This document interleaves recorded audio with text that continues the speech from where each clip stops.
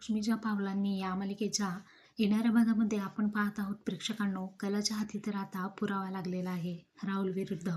राहुल म्हणतो, या चिठ्ठीने तू काय प्रूव्ह करणार आहे? उलट तूच माझ्यावरती आरोप करत आहेस, असं मी बनाव करणार आहे, त्यामुळे तूच अडकले जाशील. आता कला म्हणते, ठीक आहे, अजून एक अशी चिठ्ठी लिहून ठेव, येत्या 8 दिवसामध्ये तुझं सगळं जे काही पितळ आहे ते मी घरच्यांसमोर उघडं पाडणार आहे, असं चॅलेंज आता कलाने त्याला दिलेलं आहे.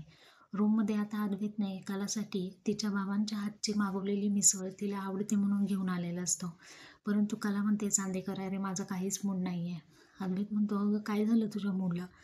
कला त्याला काही सांगू शकत नाही. कला म्हणते, मी एका विचारामध्ये आहे. अद्वैत म्हणतो, कसला विचार करतेस तू, सांग ना मला. परंतु अद्वैत विश्वास ठेवणार नाही हे कलाला माहिती असतं. कला एकदम शांत बसते आणि कला म्हणते, चांदेकर जाऊ दे ना, माझा मूड नाही आणि मी सांगितलं तर तू त्यावरती विश्वास ठेवणार नाही. तर असं या दोघांमधलं कन्व्हर्सेशन